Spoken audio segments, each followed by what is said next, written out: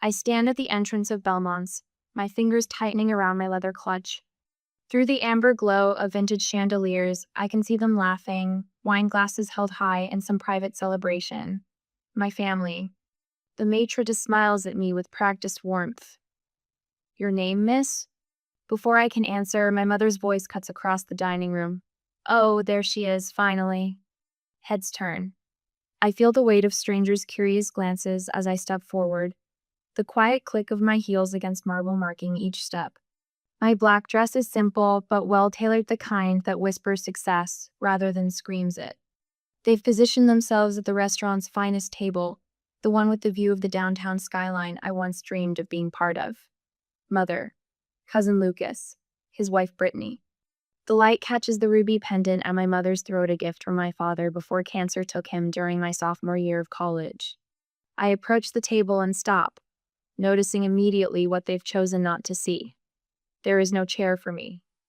Lucas sprawls comfortably, one arm draped across the back of his chair, the other holding a glass of something amber and expensive. His smirk arrives before his words do. This table is for family, he says, not bothering to lower his voice. Go find a spot outside. The couple at the neighboring table pauses mid-conversation, their discomfort palpable. Don't take it the wrong way, Rachel. Brittany chimes in with sugar-coated venom. Lucas is just joking. But he isn't, and we all know it. I say nothing, my face betraying nothing, as I drag a chair from a nearby table. The legs scrape against the floor, the sound harsh against the restaurant's soft piano music. My mother doesn't meet my eyes.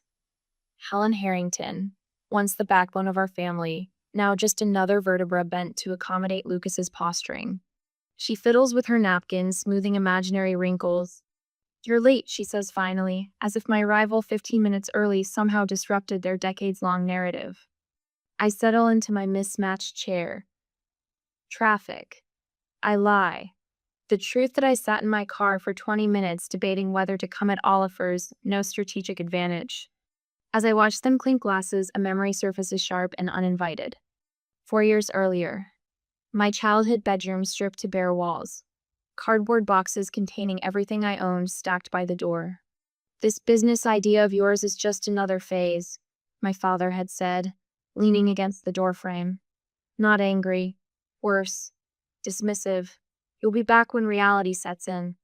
I'd moved that day into an apartment so small the kitchen table doubled as my first office desk. I worked 18-hour days, ate ramen heated in a microwave that sparked if you ran it too long, and built my company one client at a time.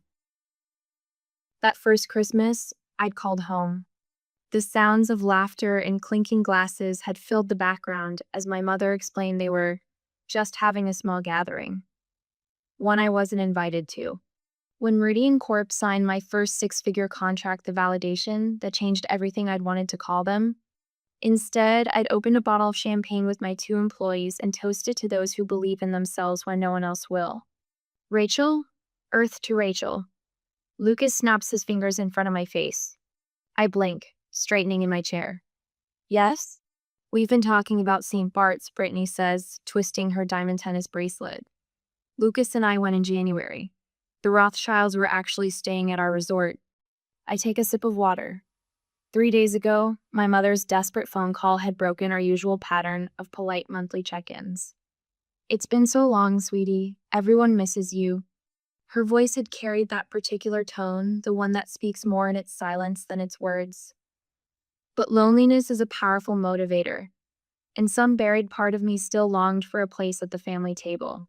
Now I see Lucas's new Rolex glinting as he gestures a watch that costs more than the monthly rent for my first office space. Brittany's purse casually displayed on an empty chair, the designer logo prominently facing outward. Their conversation bounces from exclusive vacation spots to luxury purchases with the frantic energy of performers who've forgotten their next line. I don't participate. I watch. The waiter arrives with coffee, and I wrap my hands around the warm mug, observing the theater playing out before me. You know what? I'm splurging tonight, Lucas announces, tapping the menu decisively. The Wagyu ribeye.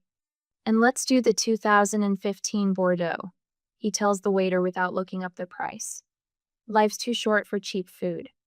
Brittany nods enthusiastically. Lobster for me, and maybe we should start with champagne? It's a special occasion, we should treat ourselves. One by one, they order the most expensive items on the menu, exchanging knowing glances when they think I'm not looking. My mother nervously fidgets with her napkin, complicit but uncomfortable.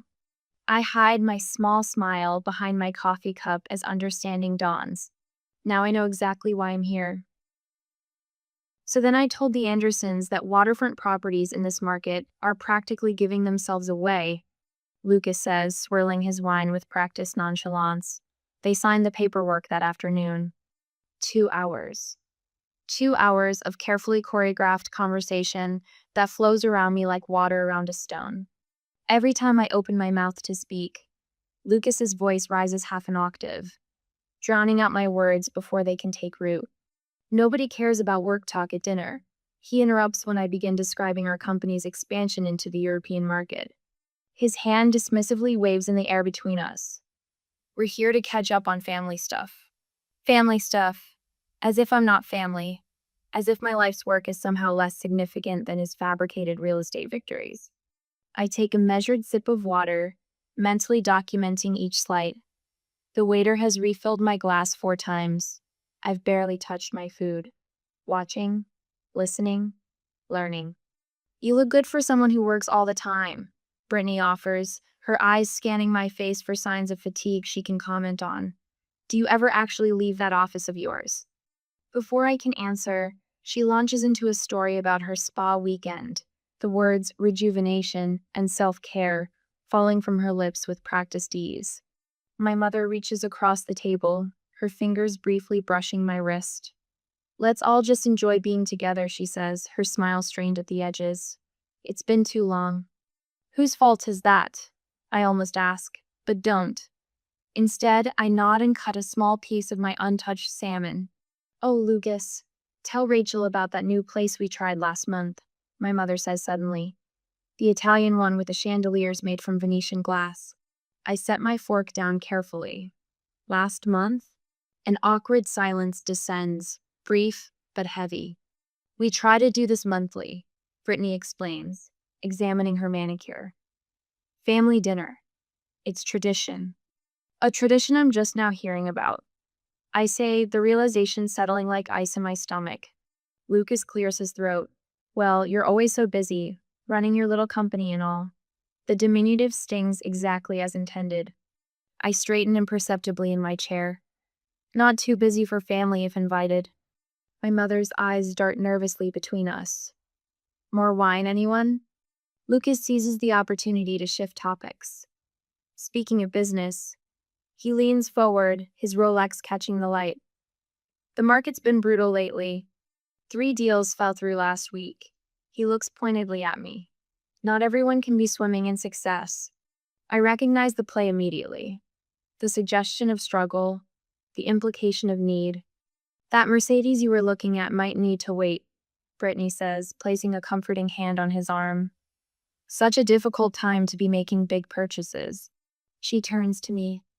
I've been trying to find something to replace my Audi, but everything is just so expensive these days, even the base models.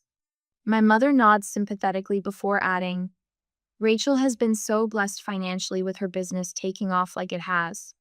There it is. The setup crystallizes before me, elegant in its simplicity. The expensive restaurant, the lavish orders, the stories of financial hardship followed by pointed references to my success.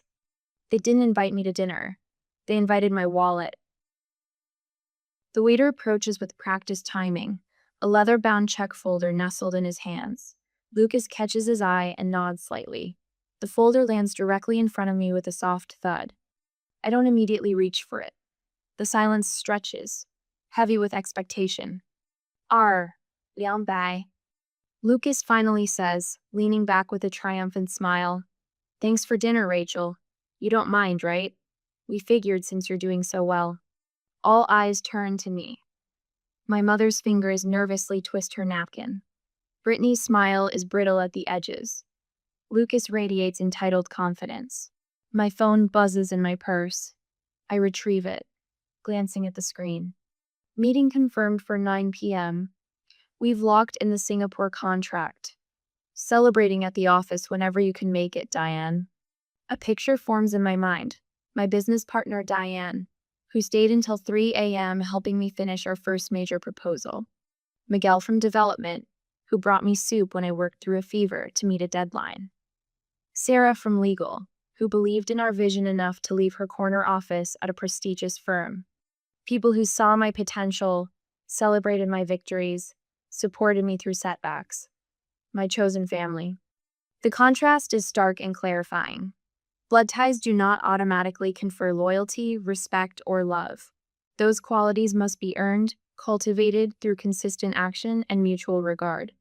I pick up the check slowly, examining it with careful attention. The table collectively exhales, relief rippling across their features.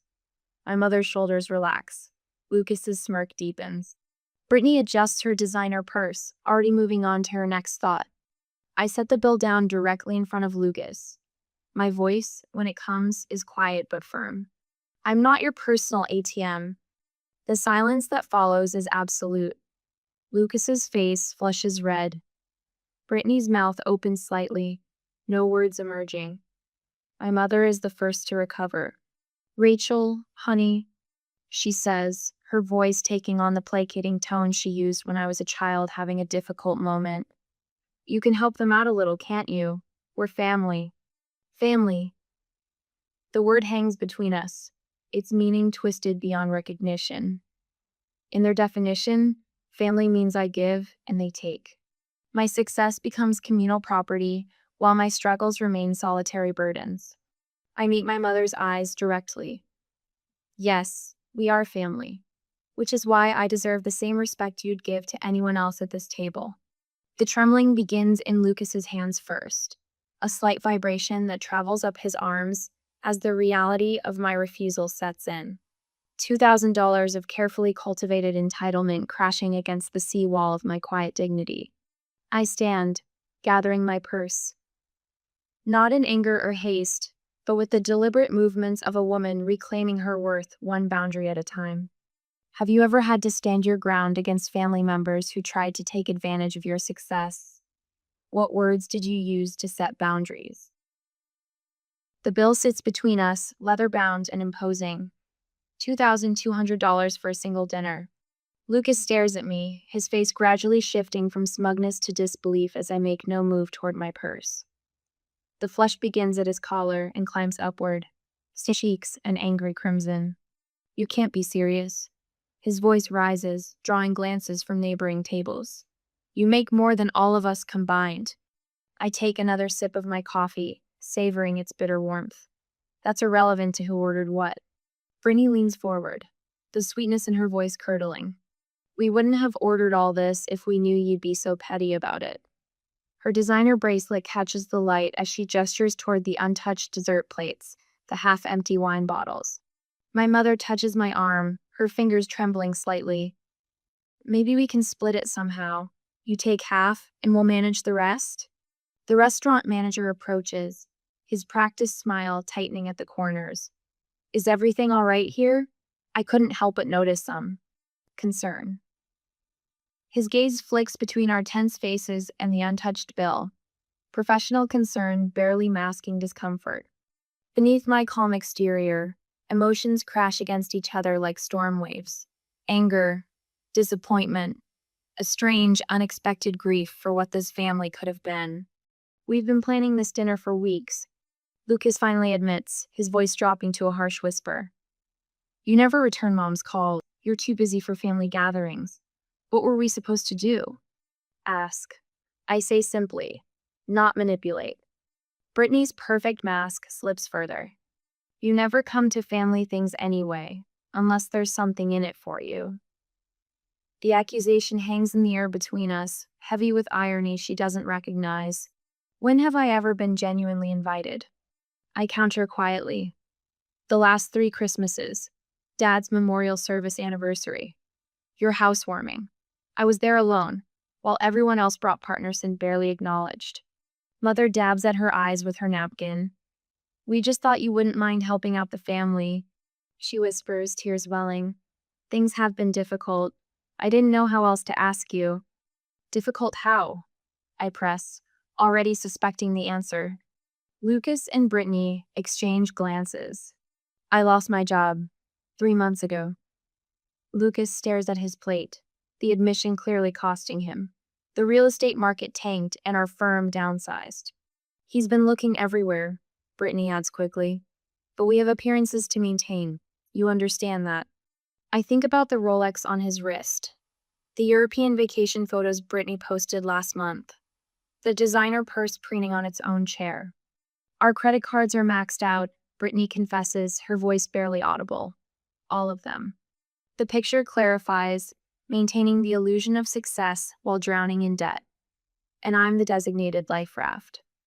I remember my 8th grade science fair winning first place with a solar energy project I built myself. My parents didn't attend. They were celebrating Lucas passing algebra with the minimum grade required. My high school graduation, where my valedictorian speech received polite applause from my family, followed by excessive fawning over my cousin's acceptance to a state college with a C average.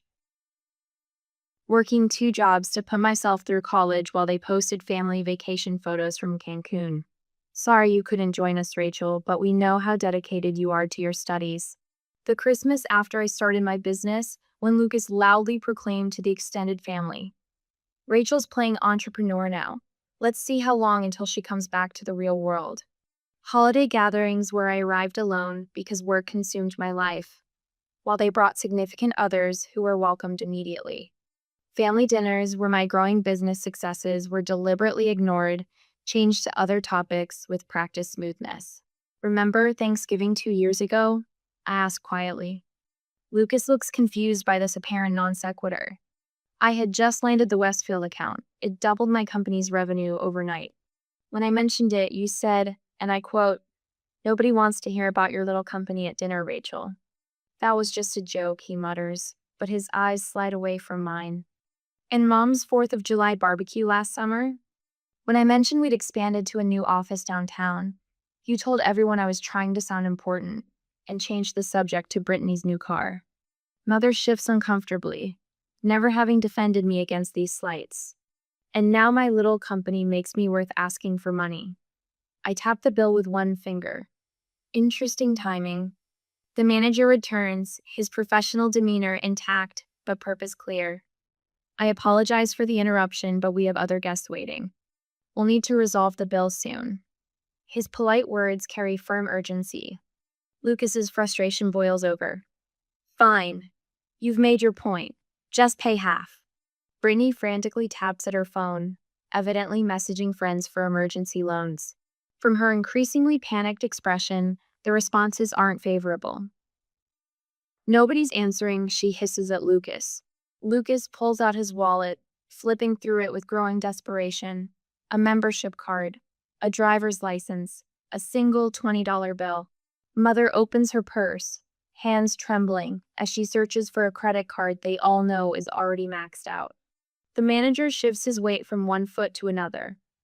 We'll need to resolve this bill now, please. My mother pulls out a checkbook so rarely used the cover is still pristine. Rachel, please, she whispers, just this once. I think about all the just this once moments that would inevitably follow. The gradual erosion of boundaries, the entitled expectations that would grow with each concession. You ordered it, you pay for it, I say, meeting each of their eyes in turn. I'm only responsible for my coffee. I place a $10 bill on the table, $4 for my coffee, $6 for the server who has to witness this family drama. Lucas grips the edge of the table. You'd really let your own mother be humiliated in public? No, I answer, the word sharper than I intended. But I'd let adults face the consequences of their choices. What price would you put on self-respect? As I look at the $2,200 bill and the family who plotted for weeks to manipulate me into paying it, I realize I already know my answer. You'll regret embarrassing us like this. Lucas hisses, leaning across the table until I can smell the expensive bourbon on his breath. His voice is low enough that nearby diners won't hear the words, but loud enough to ensure everyone at our table does. The veneer of family warmth has vanished like morning dew under a harsh sun. Brittany's eyes well with tears, perfectly timed. 2 drops slide down her cheeks, leaving trails through her foundation, but somehow not disturbing her mascara. "I can't believe you'd do this to your own family," she says, her voice catching on the word family with practiced precision. "After everything we've done for you." Mother fidgets with her ruby pendant, twisting it back and forth on its chain. The pendant catches the light with each nervous movement, sending small red reflections dancing across the crisp white tablecloth. "Rachel, please," she says, not meeting my eyes. "After everything we've done for you." The phrase hangs in the air between us, a question without a question mark. I search my memory for what, exactly, they've done for me beyond offering conditional love with strings attached like puppet masters. The unified front they presented just minutes earlier, their smug certainty that I would cover this extravagant bill begins to crack like thin ice under too much weight. Lucas pulls out his wallet and slaps down a credit card with theatrical confidence.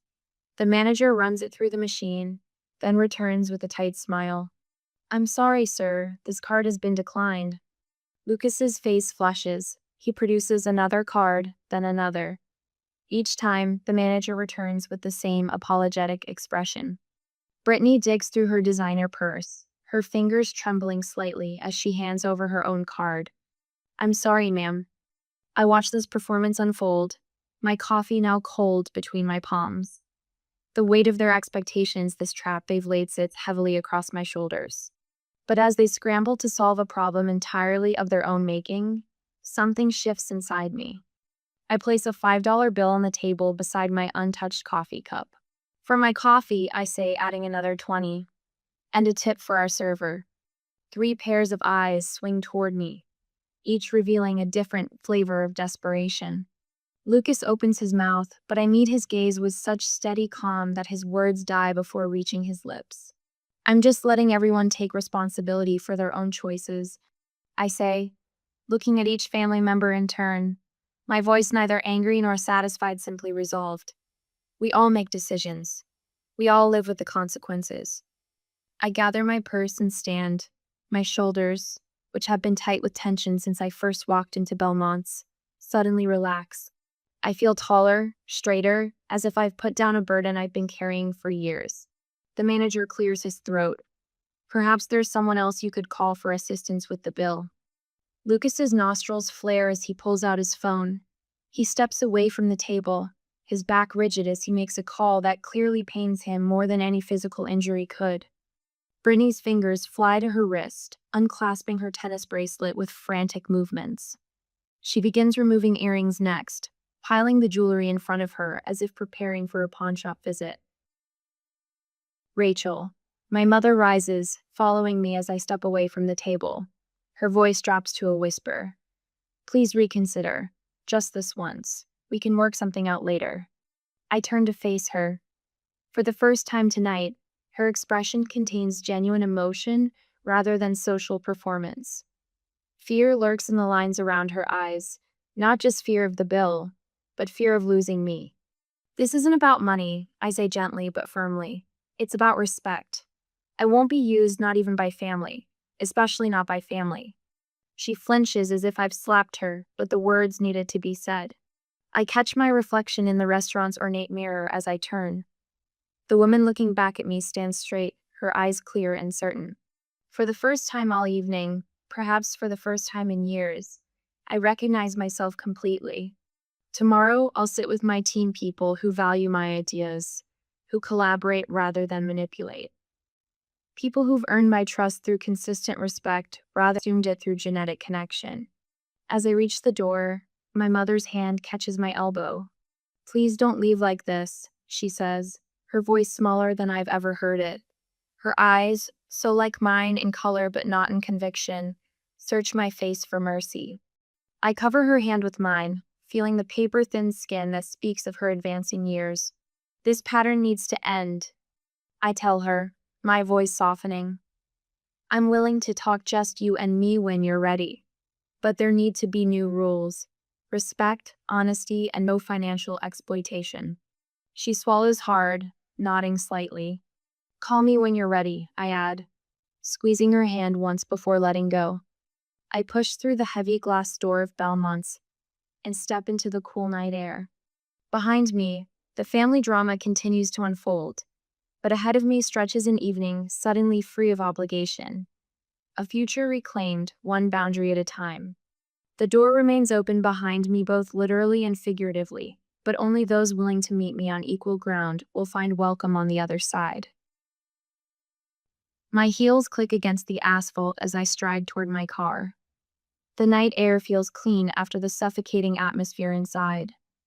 I hear the restaurant door slam open behind me. Rachel, Lucas's voice bounces off the parked cars. I keep walking, my key fob's in my hand, freedom just 20 steps away. Don't you dare walk away. His footsteps quicken, gaining on me. You're not part of this family anymore. The words are meant to wound, to stop me in my tracks. 5 years ago, they might have. I slow my pace but don't turn. Look at me when I'm talking to you. I pivot, shoulders square. Lucas's face is mottled red beneath the parking lot's fluorescent glow. Behind him, Brittany hurries to catch up, her designer heels clicking aggressively on the pavement. Several diners linger near the restaurant entrance, openly watching the unfolding drama. You ungrateful little, Lucas cuts himself off, breathing hard. Who do you think you are? I think I'm someone who just wanted a normal family dinner. My voice remains level, a stark contrast to his escalating volume. Brittany reaches us, slightly breathless. This isn't about dinner, and you know it.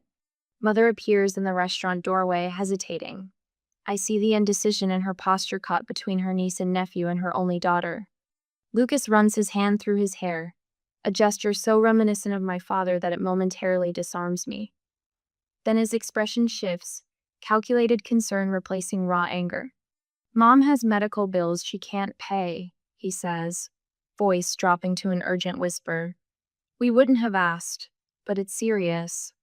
I look past him to Mother, who can't meet my eyes. The final piece clicks into place. This dinner wasn't just about sticking me with an expensive bill. It was the prelude to a much larger financial request. We wouldn't ask if it wasn't serious, Brittany adds, her voice honey-sweet again. Family helps family, Rachel. A couple passing by slows their pace, pretending not to listen. I wait until they're out of earshot. There are better ways to ask for help than manipulation, I say quietly. If Mom has medical issues, I'd be the first to know about it. Mother finally approaches, her ruby pendant catching the streetlight. It's just some tests, honey. Nothing to worry about. Insurance covers most of it. The betrayal stings worse than Lucas's anger. Mother was in on this scheme from the beginning, using her health as a bargaining chip. I take a deep breath, weighing decades of family history against this moment. Mom, if you have medical needs, we can discuss that privately. I'm willing to help with legitimate expenses. See? Lucas bursts in. She can afford. I lift my hand, cutting him off. I wasn't talking to you. Brittany steps forward. We're all family here. Supporting family doesn't mean enabling bad behavior, I reply. Showing up tonight and discovering you plan to use me as your personal ATM isn't how family treats each other. I reach into my purse and extract a business card, holding it out to Mother. She takes it with trembling fingers. Call me tomorrow. Just you, I tell her. Then I turn to Lucas and Brittany. Figure out your own bill tonight. You can't be serious, Brittany sputters. I am. And if Mom wants to discuss her medical situation honestly, I'll consider helping.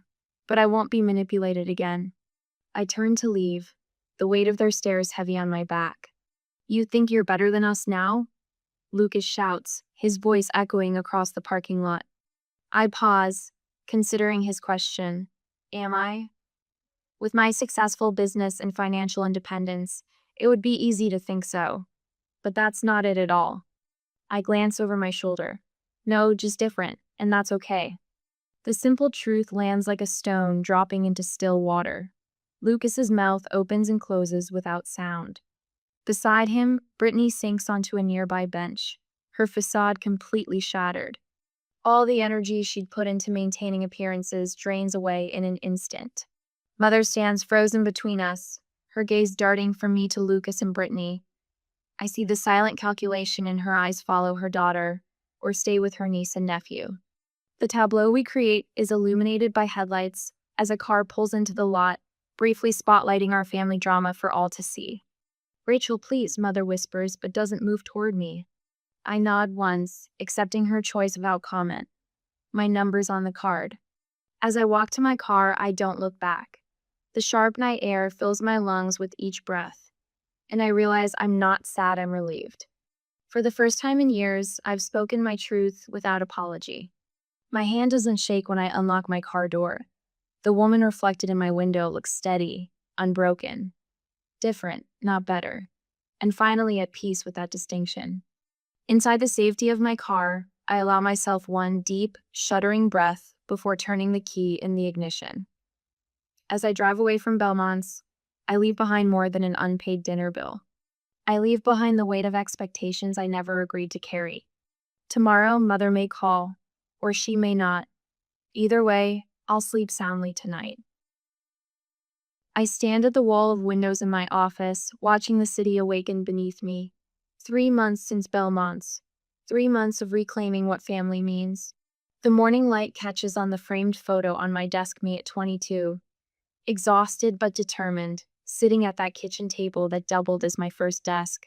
I touch the frame lightly, a silent acknowledgement of how far I've come. Rachel, Maya, my operations director, appears in the doorway. Team's ready when you are. I follow her into our conference room where 6 faces turn to me with something I never found at that restaurant table: genuine respect. Let's begin, I say, and the meeting flows with the practiced rhythm of people who value each other's contributions. No one speaks over anyone else. No one belittles ideas. We build together, brick by thoughtful brick. This is what I've built. Not just a business, but a community. 1 sugar, right? Mom asks, sliding the coffee across the cafe table toward me. I nod, watching her hands steadier now than they were a month ago. We've made these coffee meetings a monthly tradition. Small steps. The bookstore hired me full-time, she says, pride creeping into her voice. Manager liked how I reorganized the history section. That's great, Mom. She hesitates, then adds, I've been meaning to thank you for not giving up on me that night. The memory of Belmont's flickers between USA ghosts growing fainter with each passing day. I'm learning too, I admit, about where to invest my energy.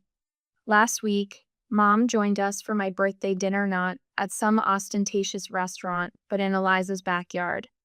My friend since college, Eliza had strung lights across her patio and cooked my favorite lasagna. Mom brought homemade brownies and fit seamlessly into the evening, laughing genuinely at Jordan's terrible jokes and listening to Kim's stories about our early business struggles. For the first time, I saw her without the shadow of Lucas and Brittany looming over her. Lucas took a job in Hartford. Mom mentions casually as we walk through the park the following Sunday.